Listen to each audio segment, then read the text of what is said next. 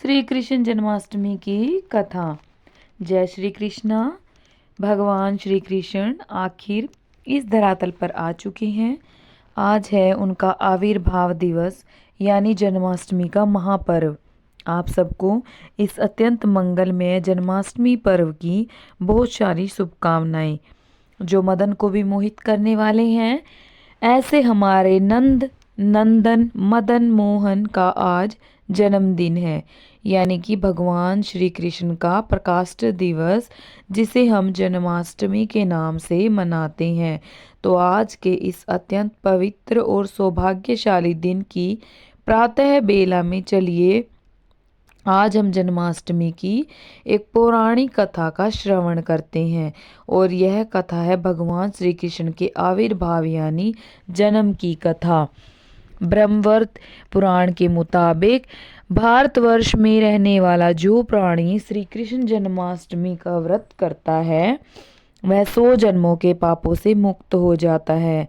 इसमें संशय नहीं है। वह दीर्घ काल तक वैकुंठ लोक में आनंद भोगता है। फिर उत्तम योनि में जन्म लेने पर उसे भगवान श्री कृष्ण के प्राप्ति होती है। तो आज हम आपको सुनाने जा रहे हैं कृष्ण जन्माष्टमी की कथा। के प्रति भक्ति उत्पन्न हो जाती है। निश्चित है, अग्नि पुराण का कहना है कि इस तिथि को उपवास करने से मनुष्य कई जन्मों के किए हुए पापों से मुक्त हो जाता है। इसलिए भाद्रपद के कृष्ण पक्ष की रोहिणी नक्षत्र युक्त अष्टमी को उपवास रखकर भगवान श्री कृष्ण का पूजन करना चाहिए। यह भोग और मोक्ष प्रदान करने वाला है।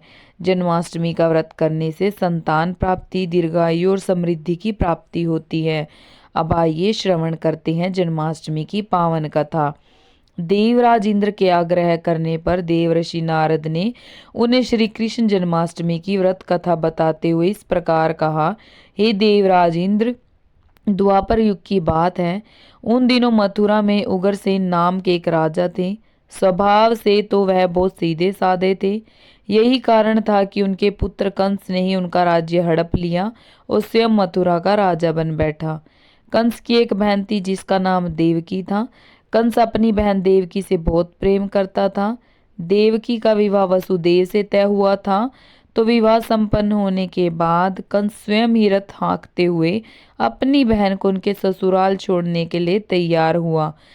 सकंद पुराण के अनुसार जब वह अपनी बहन को छोड़ने के लिए जा रहा था, तभी एक आकाशवाणी हुई कि जिस बहन को वह इतने स्नेह से विदा करने स्वयं ही जा रहा है, उसी बहन का 8वां पुत्र हे कंस तेरा संहार करेगा। यह सुनते ही कंस क्रोधित हो गया तथा देवकी और वासुदेव को मारने के लिए जैसे ही आगे बढ़ा, तभी वासुदेव ने आगे बढ़कर कहा कि वह देवकी को कोई नुकसान ना पहुंचाए। वह स्वयं ही देवकी की 8वीं संतान कंस को सौंप देगा। इसके बाद कंस ने वासुदेव और देवकी को मारने की बजाय कारागार में डलवा दिया। कारागार में डालते ही देवकी ने कुछ समय के बाद 7 संतानों को जन्म दिया। कंस ने सभी को एक एक करके जमीन पर पटक कर मार दिया। इसके बाद जैसे ही देवकी फिर से गर्भवती हुई, तभी कंस ने कारागार का पहरा और भी कड़ा कर दिया। अब तो कंस को इतना भय लगने लगा कि उसने कारागार के भीतरी दरवाजों में बड़े बड़े मजबूत ताले लगवा दिए। दरवाजे के बाहर दैत्यों और राक्षसों को पहरेदारी के लिए नियुक्त कर दिया। कंस हर प्रकार से अपने प्राणों को बचाने का प्रयास कर रहा था। एक समय सिंह राशि के सूर्य में आकाश मंडल में जलाधारी मेघों ने अपना प्रभुत्व स्थापित किया। भादो मास के कृष्ण पक्ष की अष्टमी तिथि को घनघोर अर्धरात्रि थी। उसी समय चंद्रमा भी वृष राशि में था। रोहिणी नक्षत्र बुधवार के दिन सौभाग्य योग से संयुक्त चंद्रमा की आधी रात में उदय होने पर आधी रात के उत्तर एक घड़ी जब हो जाए तो श्रुति स्मृति पुराणोक्त फल निसंदेह प्राप्त होता है। इस प्रकार बताते हुए देवर्षि नारद ने देवराज इंद्र से कहा, ऐसे विजय नामक शुभ मुहूर्त में ही कृष्ण का जन्म हुआ और श्री कृष्ण के प्रभाव से उसी क्षण कारागार के दरवाजे स्वयं खुलते चले गए। द्वार पर पहरा देने वाले पहरेदार राक्षस सभी मूर्छित हो गए। देवकी ने उसी क्षण अपने पति वसुदेव से कहा, हे स्वामी, आप निद्रा का त्याग कीजिए और मेरे इस 8वें पुत्र को गोकुल में ले जाइए। वहां इस पुत्र को नंदगोप की धर्म पत्नी यशोदा को दे दीजिए। उस समय यमुना जी अपने पूरे उफान पर थी। यमुना जी में भीषण बाढ़ आई हुई थी, किंतु जब वासुदेव जी बाल कृष्ण को एक सूप में लेकर यमुना जी को पार करने के लिए यमुना जी में उतरे, तो उसी क्षण कान्हा जी के चरणों का स्पर्श होते ही यमुना जी अपने पूर्व स्थिर रूप में आ गई। किसी प्रकार वासुदेव जी गोकुल पहुंचे और नंद बाबा के घर में प्रवेश करके उन्होंने अपना पुत्र तत्काल उन्हें दे दिया। उस समय यशोदा मैया गहरी नींद में थी, तो उन्होंने नवजात कन्या को उनके पास से उठाया और अपना पुत्र नवजात कन्या की जगह पर रख दिया और वापस मथुरा में लौट आए। प्रातःकाल होने पर जब सभी राक्षस पहरेदार निद्रा से जागे, तो कंस ने द्वारपालों से पूछा कि अब देवकी के गर्भ से क्या हुआ, इस बात का पता लगाकर मुझे बताओ। द्वारपालों ने कंस की आज्ञा को मानते हुए जब कारागार में जाकर देखा, तो वहां देवकी की गोद में एक कन्या थी, जिसे देखकर द्वारपालों ने तुरंत कंस को बताया, किंतु कंस को तो उस कन्या से भी भय होने लगा, इसलिए वह स्वयं कारागार में गया। उसने देवकी की गोद से कन्या को छीन लिया और उसे एक पत्थर की चट्टान पर जैसे ही पटकने वाला था कि वह कन्या उसी क्षण श्री हरि की माया से आकाश की ओर चली गई और एक दिव्य ज्योति के रूप में बदल गई।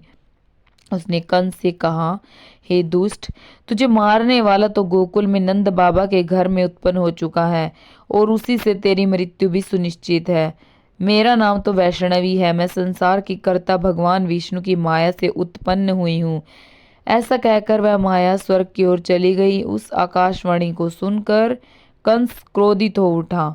उसने नंद बाबा के घर में पूतना नाम की एक राक्षसी को भगवान श्री कृष्ण को मारने के लिए भेजा, लेकिन वहां पर उस राक्षसी को जाने पर श्री कृष्ण को स्तनपान कराने लगी, तो श्री कृष्ण ने उसके स्तनों से उसके प्राणों को ही खींच लिया और वह राक्षसी कृष्ण कृष्ण कहते हुए मृत्यु को प्राप्त हो गई।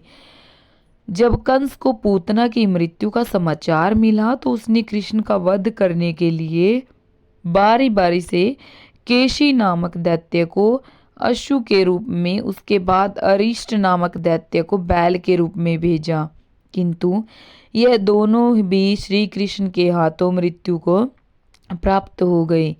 इसके बाद कंस ने कालख्य नामक दैत्य को कौवे के रूप में भेजा, किंतु वह भी श्री कृष्ण के हाथों से मारा गया। अपने बलवान राक्षसों की मृत्यु के आघात से कंस अत्यधिक भयभीत हो गया। उसने द्वारपालों को आज्ञा दी कि नंद बाबा को तत्काल मेरे सामने उपस्थित किया जाए। द्वारपाल नंद बाबा को लेकर जब उपस्थित हुए, तो कंस ने नंद बाबा से कहा कि अगर तुम्हें अपने प्राणों को बचाना है तो पारिजात के पुष्प लेकर आओ, अगर तुम नहीं ला पाए तो तुम्हारा वध निश्चित है। कंस की बातों को सुनकर नंद जी ने ऐसा ही होगा कहा और अपने घर की ओर चले गए।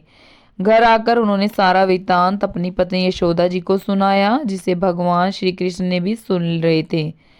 एक दिन श्री कृष्ण अपने मित्रों के साथ यमुना नदी के किनारे गेंद खेल रहे थे और अचानक स्वयं ही गेंद को यमुना नदी में फेंक दिया।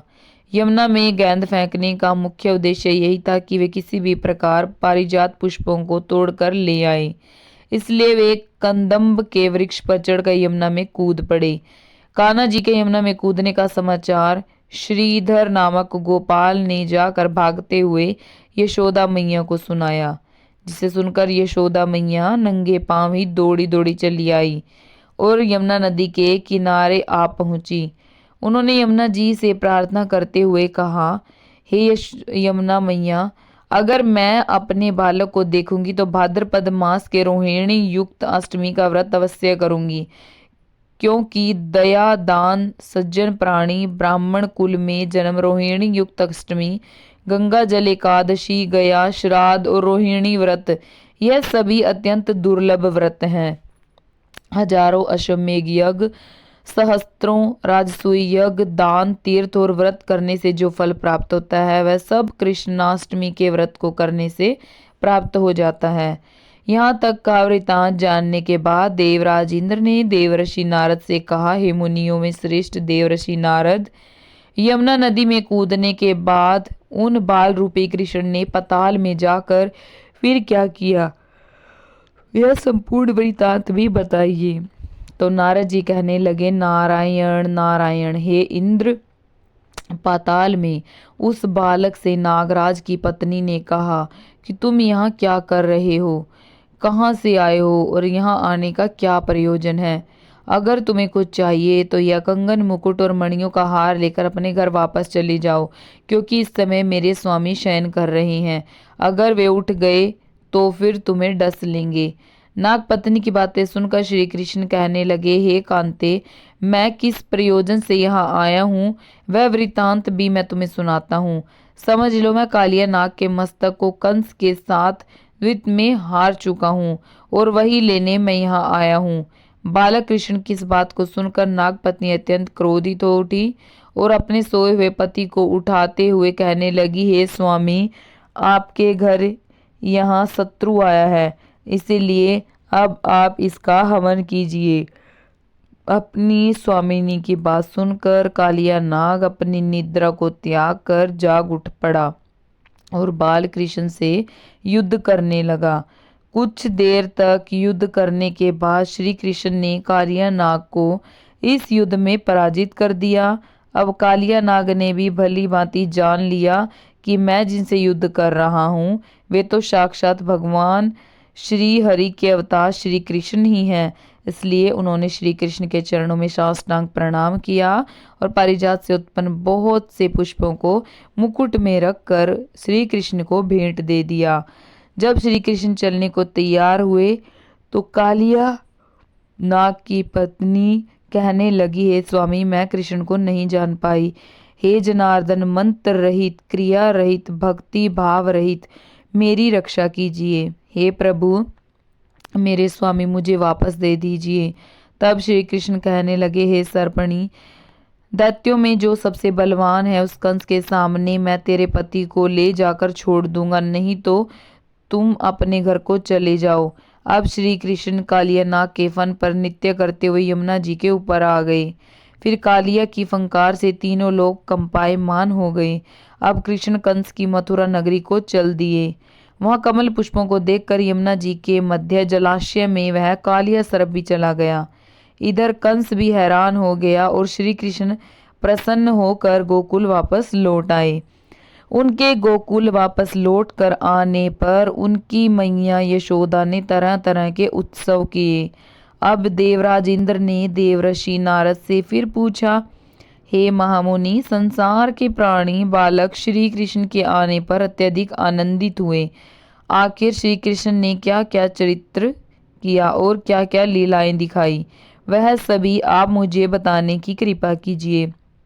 तब देवर्षि नारद ने देवराज से कहा, हे देवराज, मन को हरने वाला मथुरा नगर यमुना नदी के दक्षिण भाग में स्थित है।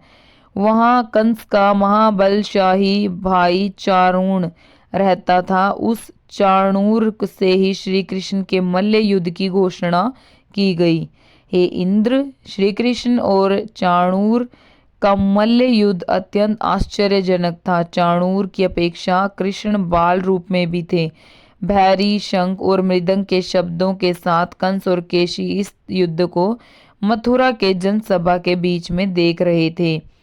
श्री कृष्ण ने अपने पैरों को चाणूर के गले में फंसाकर उसका भी वध कर दिया। चाणूर की मृत्यु के बाद उनका मल्ल युद्ध केशी के साथ हुआ। अंत में केशी भी इस युद्ध में भगवान श्री कृष्ण के द्वारा मारा गया। केशी की मृत्यु के बाद मल्ल युद्ध देख रहे सभी प्राणी श्री कृष्ण की जय जयकार करने लगे। बाल कृष्ण द्वारा चाणूर और केशी का वध होना अब तो कंस के लिए अत्यंत हृदय विदारक हो गया। इसलिए उसने सैनिकों को बुलाकर उन्हें आज्ञा दी कि तुम सभी अस्त्र शस्त्रों से सुसज्जित होकर कृष्ण से अभी युद्ध करो। हे इंद्र, उसी क्षण श्री कृष्ण ने गरुड़, बलराम तथा सुदर्शन चक्र का ध्यान किया, जिसके परिणाम स्वरूप बलदेव ही सुदर्शन चक्र लेकर गरुड़ पर आरूढ़ होकर आ गए। उन्हें आता देख बाल श्री कृष्ण ने सुदर्शन चक्र को उनसे लेकर स्वयं ही गरुड़ की पीठ पर बैठकर न जाने कितने ही राक्षसों और दैत्यों का वध कर दिया और कितनों के शरीर अंग भंग कर दिए। इस युद्ध में भी श्री कृष्ण और बलदेव ने असंख्य दैत्यों का वध भी किया। बलराम जी ने अपने आयुध शस्त्र हल से और श्री कृष्ण ने सुदर्शन चक्र से माघ मास के शुक्ल पक्ष की सप्तमी को विशाल दैत्यों के समूह का सर्वनाश कर डाला। जब अंत में केवल दुराचारी कंस ही बचा रहा गया तो श्री कृष्ण कहने लगे, हे दुष्ट अधर्मी दुराचारी, अब मैं इस महायुद्ध स्थल पर तुझसे युद्ध कर तेरा वध कर इस संसार को तुझसे मुक्त कराऊंगा। ऐसा कहते ही श्री कृष्ण ने उसके बालों को पकड़ लिया और कंस को घुमाकर पृथ्वी पर पटक दिया, जिससे उसकी मृत्यु हो गई। कंस के मरने पर देवताओं ने आकाश से पुष्प वर्षा की। प्रिय श्रोताओं, आज हमने उस दिव्य रात्रि की कथा सुनी जब कारागार के अंधकार में भी आशा और भक्ति का दीप प्रज्वलित हुआ। माता देवकी के हृदय की वेदना, पिता वासुदेव का अद्भुत साहस और बाल गोपाल का मोहक अवतरण, यह सब हमें यह सिखाते हैं कि जीवन में संकट आए तो विश्वास, धैर्य और ईश्वर भक्ति ही हमें पार लगाते हैं। भगवान श्री कृष्ण का जन्म केवल मथुरा में ही नहीं हुआ था, बल्कि हर उस हृदय में हुआ जो प्रेम, सत्य और करुणा से भरा हुआ है। आज भी जब हम उनका स्मरण करते हैं, राधे कृष्णा कृष्णा कृष्णा राधे राधे, तो हमारे भीतर की नकारात्मकता नष्ट होती है और जीवन में आनंद का संचार होता है। इस पावन जन्माष्टमी पर लड्डू गोपाल के चरणों में हम यही प्रार्थना करें कि हमारे जीवन में सदैव धर्म का प्रकाश, प्रेम का विवाह प्रवाह और भक्ति का अमृत बना रहे। सभी के घर आंगन में सुख, शांति और समृद्धि का वास हो और श्री कृष्ण की वंशी की मधुर धुन आपके जीवन को आनंदमय बनाती रहे। एक बार प्रेम से बोलिए, जय श्री कृष्णा, राधे राधे। अब आइए अंत में श्रवण करते हैं भगवान श्री कृष्ण और मैया यशोदा की अलौकिक कथा। चलिए शुरू करते हैं। एक बार यशोदा मैया प्रभु श्री कृष्ण के उल्हानों से तंग आ गई और छड़ी लेकर श्री कृष्ण को दौड़ी। जब प्रभु ने अपनी मैया को क्रोध में देखा तो वह अपना बचाव करने के लिए भागने लगे। भागते भागते श्री कृष्ण एक कुम्हार के पास पहुंचे। कुम्हार ने तो अपनी मिट्टी के घड़े बनाने में व्यस्त था, लेकिन जैसे ही कुम्हार ने कृष्ण को देखा तो वह बहुत प्रसन्न हुआ। कुम्हार जानता था कि श्री कृष्ण साक्षात परमेश्वर है। जब प्रभु ने कुम्हार से कहा कि कुम्हार जी, आज मेरी मैया मुझ पर बहुत क्रोधित है, मैया छड़ी लेकर मेरे पीछे आ रही है, भैया मुझे कहीं छुपा लो। तब कुम्हार ने श्री कृष्ण को एक बड़े से मटके के नीचे छिपा दिया। कुछ ही क्षणों में मैया यशोदा वहां से आ गई और कुम्हार से पूछने लगी, क्यों रे कुम्हार, तूने मेरे कन्हैया को कहीं देखा है क्या? कुम्हार ने कह दिया, नहीं मैया, मैंने कन्हैया को नहीं देखा। श्री कृष्ण की अब सब बातें बड़े से घड़े के नीचे चुप कर सुन रहे थे। मैया तो वहां से चली गई। अब प्रभु श्री कृष्ण कुम्हार से कहते हैं, कुम्हार जी, यदि मैया चली गई तो मुझे इस घड़े से बाहर निकालो। कुम्हार बोला, ऐसे नहीं प्रभु जी, पहले मुझे 84 लाख योनियों के बंधन से मुक्त करने का वचन दो। भगवान मुस्कुराए और कहा, ठीक है, मैं तुम्हें 84 लाख योनियों से मुक्त करने का वचन देता हूँ, अब तो मुझे बाहर निकाल दो। कुम्हार कहने लगा, मुझे अकेले नहीं प्रभु जी, मेरे परिवार के सभी लोगों को भी 84 लाख योनियों के बंधन से मुक्त करने का वचन दोगे तो मैं आपको इस घड़े से बाहर निकालूंगा। प्रभु जी कहते हैं, चलो ठीक है, उनको भी 84 लाख योनियों के बंधन से मुक्त होने का मैं वचन देता हूँ, अब तो मुझे घड़े से बाहर निकाल दो। अब कुम्हार कहता है कि बस प्रभु जी, एक विनती और है, उसे भी पूरा करने का वचन दे दो तो मैं आपको घड़े से बाहर निकाल दूंगा। भगवान बोले, वो भी बता दे, क्या कहना चाहते हो? कुम्हार कहने लगा, प्रभु जी, जिस घड़े के नीचे आप छुपे हुए हैं उसकी मिट्टी मेरे बैलों के ऊपर लाद के लाई गई है, मेरे इन बैलों को भी 84 के बंधन से मुक्त किया जाए। भगवान ने कुम्हार के प्रेम पर प्रसन्न होकर उन बैलों को भी 84 के बंधन से मुक्त होने का वचन दिया। प्रभु बोले, अब तो तुम्हारी सब इच्छाएं पूरी हो गई हैं, अब तो मुझे इस घड़े से बाहर निकाल दो। तब कुम्हार कहता है कि अभी नहीं भगवान, बस एक अंतिम इच्छा और है, उसे और पूरा कर दीजिए। और ये है, जो भी प्राणी हम दोनों के बीच के संवाद को सुनेगा उसे भी आप 84 लाख योनियों के बंधन से मुक्त करोगे। बस यह वचन दे दो तो मैं आपको इस घड़े से बाहर निकाल दूंगा। कुम्हार की प्रेम भरी बातों को सुनकर श्री कृष्ण बहुत खुश हुए और कुम्हार को इस इच्छा को पूरा करने का वचन दिया। फिर कुम्हार ने बाल श्री कृष्ण को घड़े से बाहर निकाल दिया, उनके चरणों में साष्टांग प्रणाम किया, प्रभु जी के चरणों धोए और चरणामृत किया। अपनी पूरी झोपड़ी में चरणामृत का छिड़काव किया और प्रभु जी के गले लगकर इतना रोए कि प्रभु में ही विलीन हो गए। जरा सोच कर देखिए, जो बाल श्री कृष्ण 7 कोस लंबे चौड़े गोवर्धन पर्वत को अपनी एक उंगली पर उठा सकते हैं, तो क्या घड़ा नहीं उठा सकते थे? लेकिन बिना प्रेम रीझे नहीं नटवर नंद किशोर। कोई कितने भी यज्ञ करे, अनुष्ठान करे, कितने भी दान करे, चाहे कितनी भी भक्ति करे, लेकिन जब तक मन में प्राणी मात्र के लिए प्रेम नहीं होगा, प्रभु श्री कृष्ण मिल नहीं सकते। तो यह थी हमारी आज की कहानी वीडियो। तो आपको कैसी लगी? अगर पसंद आई है तो हमारे चैनल को सब्सक्राइब करें। धन्यवाद। जय श्री कृष्णा। राधे राधे।